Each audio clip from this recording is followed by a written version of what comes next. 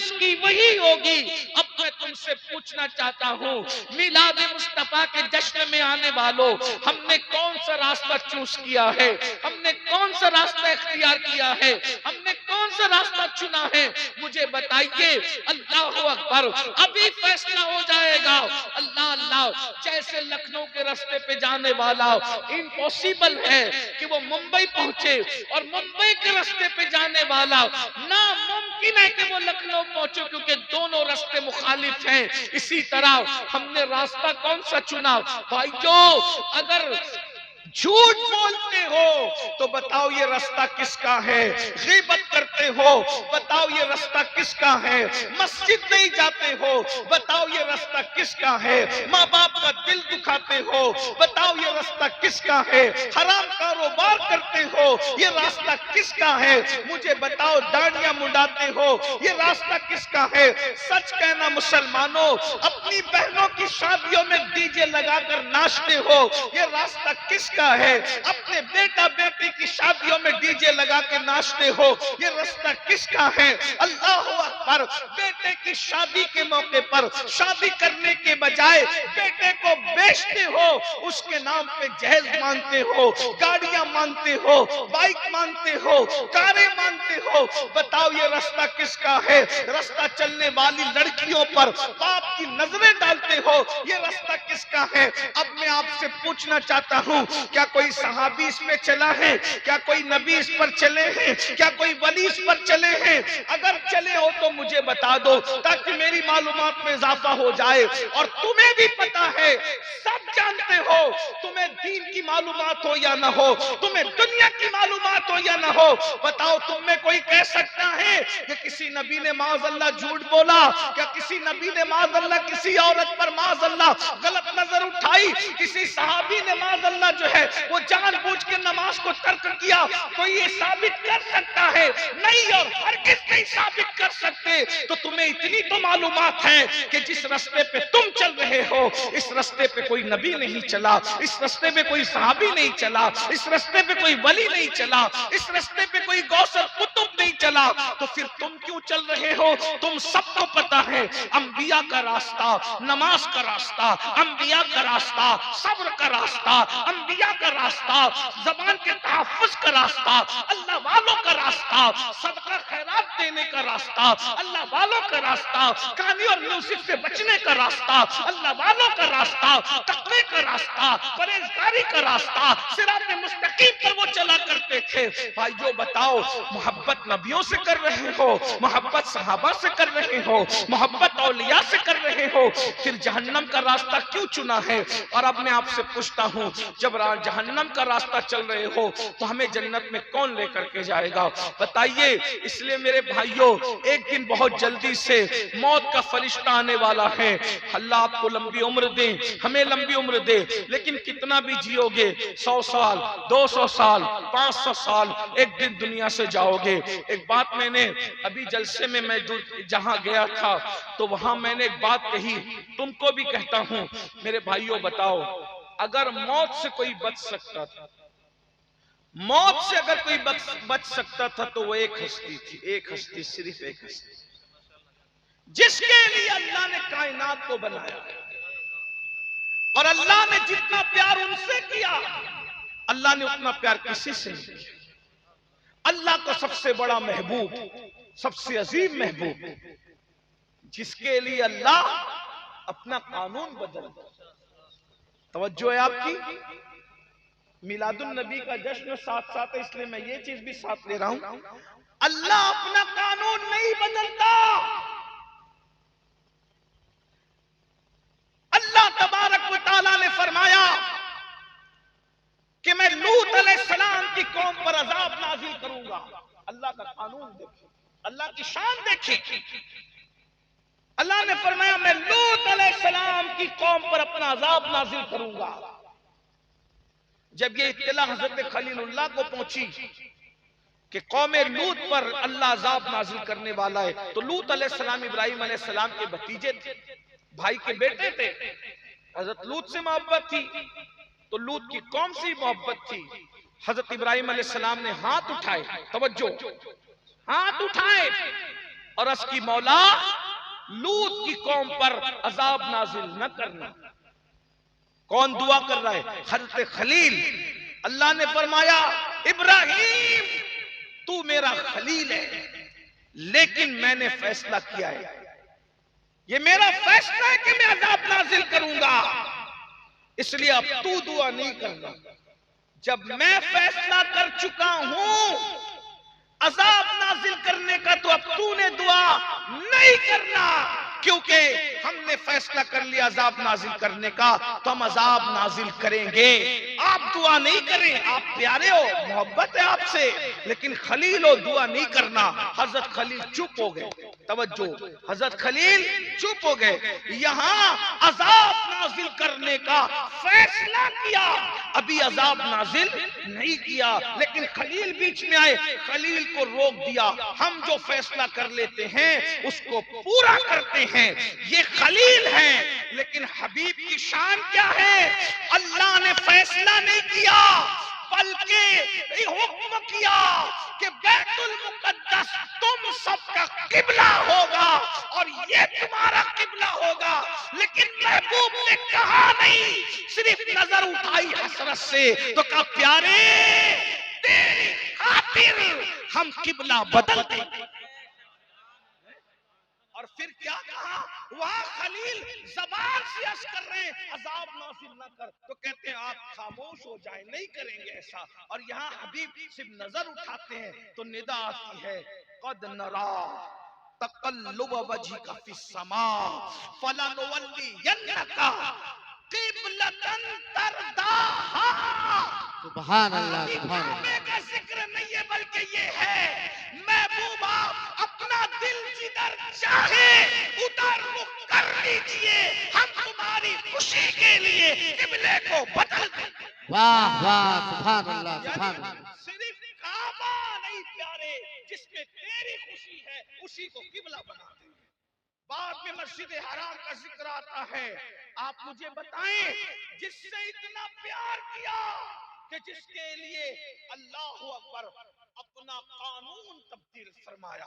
50 वक्त की नमाज देते हैं और 50 वक्त की नमाज दे कहते हैं ये आपकी उम्मत के लिए है।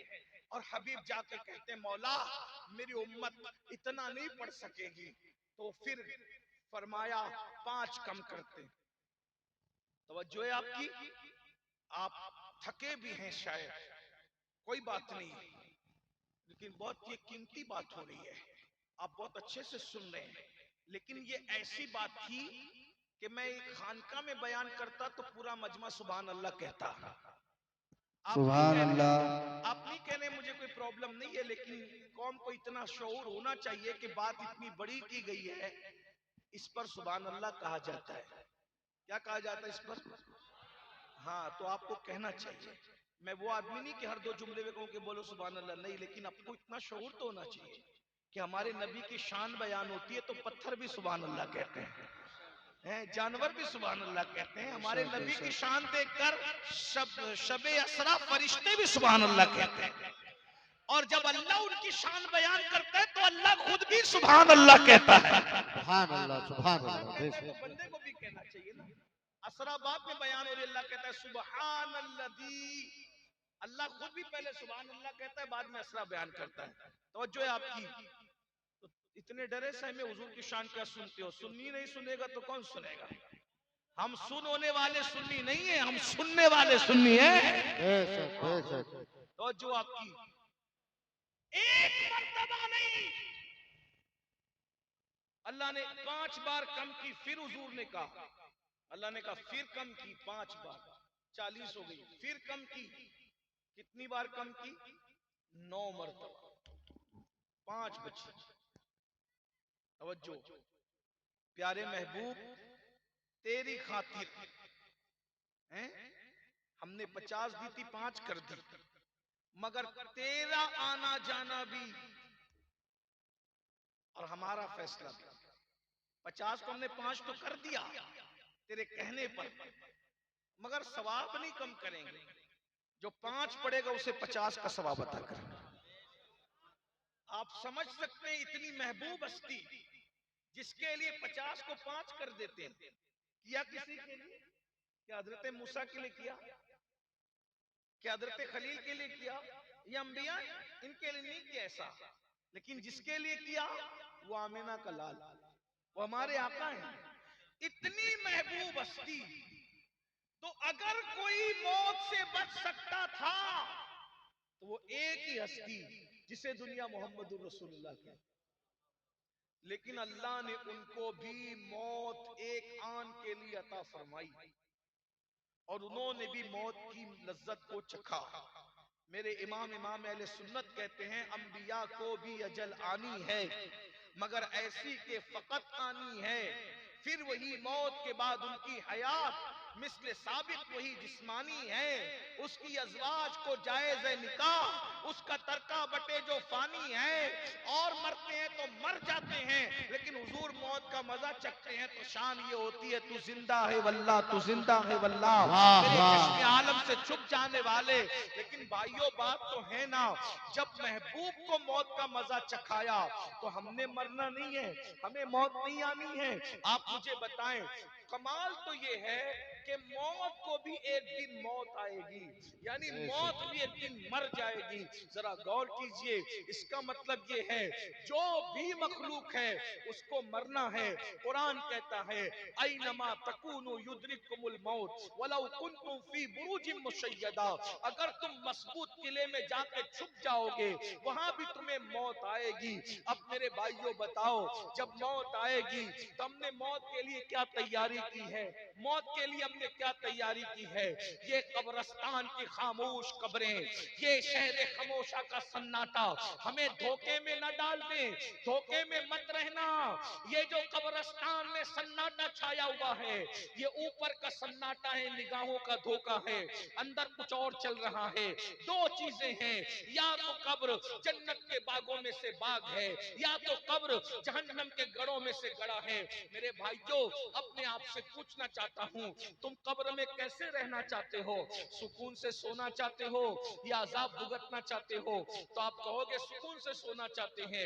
एक बात मैं आपसे कहूँ, ये जो आपके दिमाग में चल रहा है ना कि जिना के अड्डों पे जाएंगे फिर भी सुकून से सोएंगे क्योंकि हम सुन्नी हैं, हम आशिक़े रसूल हैं, शराब पिएंगे, नशा करेंगे, भंग खाएंगे, फिर भी हम सुन्नी आशिक़े रसूल हैं, तो हम कब्र में सुकून से सोएंगे। मेरे भाइयों, अल्लाह करे हम आशिक़े रसूल हों। पहली बात तो मुझे इतना समझता है, जो आशिक़े रसूल होता है वो जिना के अड्डे पे कभी नहीं जा सकता। जो आशिक़े रसूल होता है वो कभी नशा नहीं कर सकता, शराब के अड्डे पे नहीं जा सकता। लेकिन एक बात मैं आपसे कहता हूँ, कुदरत के मामलात बड़े नाजुक हैं। मैं हदीस पाक रखता हूँ। देखो, शायरी की दुनिया अलग है और हकीकत की दुनिया अलग है, कुरान हदीस की दुनिया अलग है। मैं कुछ बातें बहुत मुख्तसर में रखूंगा, लंबी नहीं करूंगा इसलिए कि वक्त ज्यादा हुआ है। बहुत ज्यादा से ज्यादा अगर टाइम लिया तो 15-20 मिनट में मैं अपनी गुफ्तगू समेटूंगा, समेटने ही की कोशिश करूंगा। आप बहुत अच्छे से सुन रहे हैं, बहनों की भी तवज्जो चाहता हूँ। एक हदीस आपके सामने रखता हूँ, किताब का नाम है शरह सुदूर, इमाम जलालुद्दीन सुयूती खातिमुल हुफ्फाज, जिसे खातिमुल हुफ्फाज मेरे इमाम ने फतावा रज़विया में जगह जगह लिखा खातिमुल हुफ्फाज, और बड़े बड़े बुजुर्गों ने उनको खातिमुल हुफ्फाज कहा। ये कौन है? जलालुद्दीन सुयूती। जलालुद्दीन सुयूती ये हैं कि जिनको पूरी जिंदगी में 70 से ज्यादा मर्तबा रसूलुल्लाह से मुलाकात करने का शरफ हासिल है। अंदाजा फरमाए, बुजुर्गों ने लिखा, जब किसी मसले में उलझते थे तो डायरेक्ट रसूलुल्लाह से पूछ लेते थे कि इस मसले का हल क्या है। ये इमाम जलालुद्दीन सुयूती है। अल्लाह अकबर। बुजुर्ग लोग जानते जलालुद्दीन सुयूती का मकाम क्या है, जलालुद्दीन सुयूती का मर्तबा क्या है। अल्लाह अकबर। इमाम जलालुद्दीन सुयूती बड़ी अजीम हस्ती है। उनकी शोरे आफाक किताब शरह सुदूर के अंदर इमाम जलालुद्दीन सुयूती हदीस लिखते हैं, जिसका मफहूम मैं आपके सामने रखना चाहता हूँ। मेरे भाइयों, यही आपने सोच रखा है ना, नमाज नहीं भी पढ़ेंगे तो भी कब्र में सुकून से सोएंगे, औरतों पे पाप की नजरें डालेंगे तो भी कब्र में सुकून से सोएंगे, क्योंकि हमारे अंदर सुरखाब के पर लगे हुए हैं। हम सुन्नी हैं, हम आशिक रसूल हैं। मेरे भाइयों, हम तो 1450 साल के बाद के आशिक रसूल है ना। आइए अब मैं आपके सामने हदीस पेश कर रहा हूँ, मफ़हूम हदीस। उलमाए किराम की तवज्जो चाहता हूँ, उनकी मालूमात में इजाफा नहीं करूंगा, लेकिन उनकी तवज्जो इसलिए चाहता हूँ कि मैं बहुत नाजुक बात कहने जा रहा हूँ। अगर कहीं मुझसे गलती होगी तो मेरी इस्लाह जरूर कर देंगे। मैंने हवाला पढ़ दिया, हवाला पढ़ दिया। आजकल तो हवाला पढ़ने के बाद किताब तो बहुत आसान है कि पीडीएफ के अंदर किताबें मौजूद हैं, आप हवाले पे जल्दी से स्टेज पे भी पहुंच सकते हैं, तो बहुत आसान है। अब तवज्जो फरमाएं भाइयों, मैं और आप 1400 साल के बाद के आशिक रसूल हैं। आइए, अंबिया के बाद सबसे अफजल तरीन हस्ती कौन है? अंबिया के बाद सहाबा किराम है, सहाबा। अंबिया के बाद सबसे अफजल तरीन हस्तियां कौन है? सहाबा। चश्मे फलक ने, पुश्ते जमीन ने सहाबा से अफजल अंबिया के बाद नहीं देखा। सहाबी किसे कहते हैं? सहाबी उसे कहते हैं कि जिसने ईमान की हालत में रसूलुल्लाह को देखा और ईमान ही पर दुनिया से चला गया, उस सहाबी को, जिसे हम सहाबी मानते हैं, अहले सुन्नत में हमारा अकीदा ये है, जैसे जन्नत का होना यकीनी है, ऐसे सहाबा का जन्नती होना यकीनी है।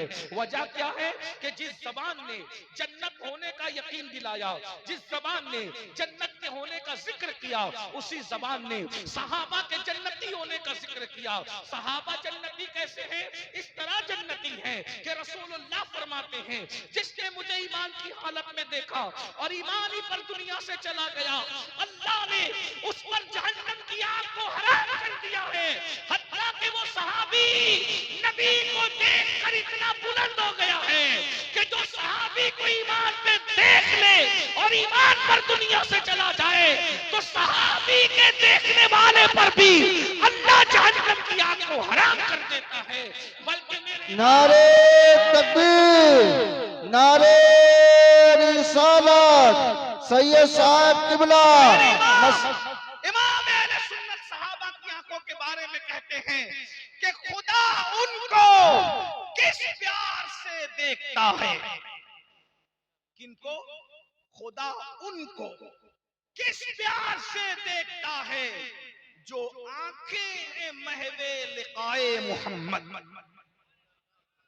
सैयदी आला हजरत फरमा रहे, जो आंखें मेरे नबी के चेहरे को देखती है, अल्लाह उन आंखों को भी प्यार से देखता है। सुभान अल्लाह, सुभान अल्लाह, अल्लाह उन आंखों को भी प्यार से। मैंने एक दिन इस शेर पे गौर किया कि जो आंखें हुजूर को देखती है, अल्लाह उन आंखों को भी प्यार से देखता है। ऐसा क्यों है? उसकी वजह बहुत सारी कही जा सकती है, लेकिन एक जो मेरे समझ में आई, जब हम किसी को देखते हैं, जब हम किसी को देखते हैं तो उसका चेहरा हमारी आंख की पुतली में बनता है, तो वो चीज नजर आती है ना।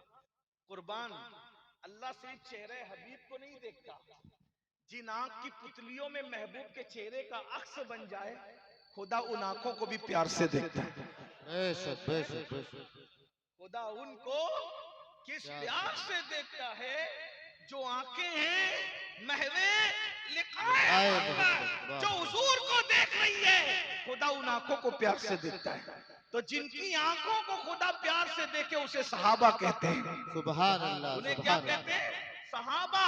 और सहाबा के बारे में सुन चुके कि जैसे जन्नत का होना यकीनी है, ऐसे हर सहाबी का जन्नती होना यकीनी। मैं हदीस पढ़ चुका आपके सामने। ये अकीदा मालूम करने के बाद, चूंकि आगे मैं सहाबी के बारे में बात कर रहा हूँ, तो ये मेरा अकीदा मैंने पढ़ दिया, अहले सुन्नत का अकीदा पढ़ दिया। अब सुनिए, ये तो आम साहबी है, ये आम साहबी। आम साहबी बोला करो, अदना साहबी मत बोला, क्योंकि जो सहाबी उसको अदना नहीं कहना चाहिए। जिन्होंने कहा उन पे कोई फतवा नहीं लगाते, लेकिन जो नबी से वाबस्ता है, हमारा ईमान है, कोई चीज अदना, उनकी नालैन भी अदना नहीं है, हैं? उनका शहर का जर्रा भी अदना नहीं है, हैं? उनके मेरे इमाम तो कहते हैं, अल्लाह वो बड़े मजे में कहते हैं, गुजरे जिस राह से वो सैयदे वाला होकर, सारी जमीन अंबर सारा होकर, रुख अनवर की तजल्ली जो कमर ने देखी, रह गया वो सदहे नक्शे कफे पा होकर। वाह वाह, सुभान अल्लाह, कदम सुभान रख दे तो जर्रे भी आफताब हो जाए। बेशक बेशक। हुजूर की शान है, हमारा नबी है। तो हुजूर की कोई चीज अदना, जो हुजूर से मंसूब हो जाए अदना। लेकिन अगर किसी ने कह दिया लुग़वी माना में, तो हम कोई फतवा नहीं लगाते, लेकिन हम नहीं कहेंगे। तो क्या कहना चाहिए? हुजूर का आम साहबी, ये नहीं कहना चाहिए अदना सा। हम अदना भी नहीं कहते किसा। ठीक है, बात समझ में आती है? तो ये तो आम सहाबी की बात हुई कि आम वो सहाबी जिसका नाम भी हमें नहीं पता। 1.25 लाख साहब है, सबके नाम पता है? किताबों में सबके नाम आए नहीं, लेकिन वो जो सहाबा का सरदार था, और सहाबा में भी कौन से सहाबा? अंसार सहाबा का सरदार। रसूलुल्लाह ने लक़ब दिया सैयदुल अंसार। मेरी बात समझ में आ रही? उन्वान पे जल्दी आऊंगा, ध्यान से सुनना एक एक लफ्ज, ताकि अल्लाह मेरी और आपकी इस्लाह कोई सामान मुहैया फरमा दे। सैयदुल अंसार, हुजूर अलैहिस्सलाम के सहाबा के कम से कम 3 दर्जात हैं। कितने दर्जात? एक है मुहाजिरीन, ये सबसे आला, उनके बाद है अंसार, और उसके बाद फिर दूसरे साहब। ठीक है, और सब शान वाले। मुहाजिर कौन? मक्के वाले हिजरत करके मदीने शरीफ आए, उनको कहते हैं मुहाजिर। अंसार किसे कहते हैं? मदीने में रहते थे, मदीने मुनव्वरा में, उन्होंने मुहाजिरों की मदद की, नुसरत की, इसलिए उनका क्या लक़ब पड़ा? अंसार, मतलब मदद करने वाले। बात समझ में आती है? अब अंसार की शान क्या है? अंसार की शान ये है कि जब रसूलुल्लाह फतेह मक्का के मौके पर मक्के वालों पर खास तवज्जो फरमा रहे थे, तो कुछ अंसार जवान ने कहा पूरी तवज्जो तो मक्के वालों पर है। तो हुजूर को ये खबर हुई, तो हुजूर अलैहिस्सलाम ने जब जलाल फरमाया, तो जहां सहाबा अंसार सहाबा ने कहा हुजूर किसी जिम्मेदार बड़ी उम्र वाले ने ये बात नहीं कही, नौजवान बच्चों की जबान से ये बात निकल गई, हम माफी चाहते। तो हुजूर ने फरमाया ऐ मदीने वालों, तुम इस बात पे खुश नहीं हो कि मक्के वाले माल लेकर जाएं और मदीने वाले अल्लाह का रसूल लेकर के जाएं। वाह वाह, मेरा जीना भी अंसार के साथ है और मेरा पर्दा फरमाना भी अंसार के साथ। वाह वाह, फरमाया अगर मुझे ये इख्तियार किया जाए, अगर ये मेरी मर्जी पे छोड़ा जाए कि मुझे किधर चलना है, तो मैं सबको छोड़कर उस घाटी में चलूंगा जिस घाटी में मेरे अंसार चलते हैं। सुभान अल्लाह, सुभान अल्लाह। यानी अंसार की ये शान है। और उन अंसार का सरदार कौन? सैयदुल अंसार, हजरत सैयदुना साद रज़ी अल्लाह। साद कौन? हुजूर की ज़ाहिरी हयात में इनका इंतकाल हुआ, और हुजूर इनके इंतकाल पे रोए और रोकर फिर मुस्कुराए। तो हुजूर का रोना मुस्कुराना साथ साथ सहाबा ने देखा। तो हुजूर रो के मुस्कुराते, कहा मेरा वो चला गया साथ, सैयदुल अंसार चला गया, इसलिए रो रहा हूं। फिर हुजूर क्यों मुस्कुराए? फरमाया जब इसकी रूह को फरिश्ते आसमानों पे ले गए, तो अंसार के सरदार साद का जनाजा और रूह देखकर अर्श खुशी से झूमने लगा। तो मैं अर्श को खुशी से झूमता देखकर कि मेरे सहाबी के लिए अर्श खुशी में झूम रहा है, मैंने मुस्कुरा दिया। और फिर मेरे आका अलैहिस्सलाम जब इनके जनाजे में शरीक हुए, तो हुजूर अलैहिस्सलाम ने उंगलियां रख करके चलना शुरू किया। तो सहाबा ने पूछा हुजूर हमने आज से पहले आपको ऐसे चलते नहीं देखा। तो मेरे आका ने फरमाया 70,000 या 50,000 सहाबा इसके जनाजे में शिरकत के लिए आ गए हैं। तो जमीन तंग पड़ गई है, इतने फरिश्ते आ गए हैं जनाजे में शिरकत के लिए, तो जमीन मदीने की तंग पड़ गई है। अब मैं आपको गिनाने लगा हूं, ध्यान देना। पहले तो सैयदुल अंसार, आम सहाबी नहीं, सारे अंसार का सरदार। नंबर 2 अल्लाह के रसूल अलैहिस्सलाम, फिर उनके जनाजे पे अर्श झूम रहा है। नंबर 3 उनके जनाजे में 50,000 या 70,000 फरिश्ते नाजिल हो रहे हैं। और नंबर 4 सबसे बड़ी बात, जिसके जनाजे में खुद मुस्तफा जाने रहमत शिरकत फरमाए, उसका मकाम क्या होगा, उसका मर्तबा क्या होगा। इतनी बात आपके समझ में आ गई? यानी कितनी अजीम हस्ती है, करोड़ों गौस, अरबों खरबों अब्दाल, कलंदर सब उनके कदमों पे कुर्बान है ना। इतनी बात समझ में आ गई। अब हुजूर अलैहिस्सलाम ने जब उनके जनाजे पर, जब उनकी कब्र पर मट्टी डाल दी, सहाबा ने मट्टी डाल दी, ध्यान से अब इसको सुनो, उनकी कब्र पर मट्टी डाल दी तो अल्लाह के रसूल अलैहिस्सलाम के चेहरे पर अफसुर्दगी के आसार जाए। एक बार दुरूशी पढ़िए, रब्बे सल्ले व सल्लिम दाइमन अबदा अला हबीबिका खैर। तवज्जो इस तरफ रखें, कुर्सी साफ करने वालों की तरफ।